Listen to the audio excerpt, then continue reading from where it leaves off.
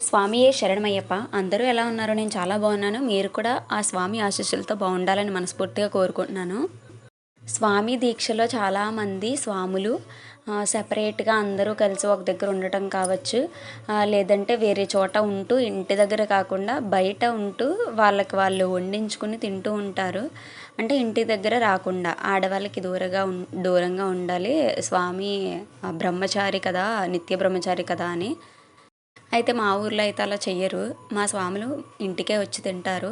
ఎవరైనా భిక్ష కానీ, వడి కానీ, పూజ కానీ పెట్టించుకుంటే అప్పుడు మాత్రమే వెళ్తారు. కానీ మిగతా రోజుల్లో మాత్రమే ఇంటి దగ్గరే చేస్తారు. ఇంటి దగ్గరే వడి కానీ, భిక్ష కానీ చేసి ఇంటికి వస్తూ నైట్ నిద్ర మాత్రం గుడిలో చేస్తారు పీఠం ఉన్న చోట.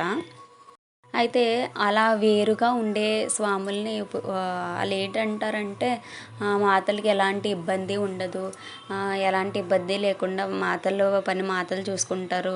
దీక్ష కష్టంగా ఉండదు అని చెప్పేసి నేను అలా అనటం విన్నాననమాట.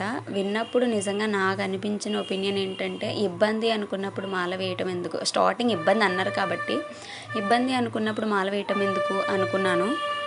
అండ్ నా వరకు వచ్చేసరికి మా స్వాములు ఇంటికి వచ్చి వడి చేయడం కానీ, భిక్ష చేయటం కానీ ఇవన్నీ కూడా నాకు చాలా ఇష్టము.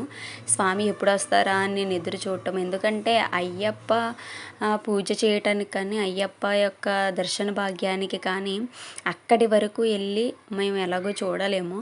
కనీసం స్వామికి అతి దగ్గరగా ఉండే స్వామి మాల వేసుకున్న స్వామి మన ఇంటికి వస్తూ ఉంటారు. ఆ స్వామికి మనం సేవలు చేసుకుంటూ ఉంటాము. నిజంగా మనస్ఫూర్తిగా అనుకుంటే అదే మనం స్వామి సేవ. అంతేకాని స్వామి ఎక్కడో ఉంటూ మనం ఎక్కడో ఉంటే నాకైతే ఆ ఒపీనియనే నచ్చలేదు.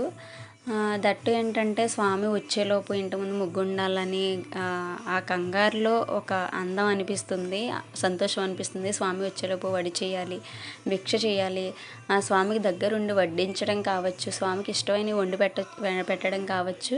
అవన్నీ కూడా నాకు ఒక ఆనందంలాగా అనిపిస్తాయి. అంటే అది తప్ప లేదంటే కరెక్టేనా అన్నది పక్కన పెడితే నాకు అదొక ఆనందం. అందువల్ల నేనైతే మా స్వామి అలా బయటికి ఉండాలి, బయట ఉంటే నాకు ఇబ్బంది ఉండదు మాత్రం ఎప్పుడూ నేను అనుకోలేదు. స్వామి నేను కోరుకునేది ఏంటంటే, ఇలాంటి దర్శన భాగ్యాన్ని, ఇలాంటి మాలా భాగ్యాన్ని మా ఇంటిలో ఎప్పుడు ప్రసాదిస్తూ ఉండాలి. ఆ స్వామి సేవ చేసుకుంటూ, ఆ స్వామి పూజ చేసుకుంటూ ఉండే భాగ్యం ఉంటే చాలు.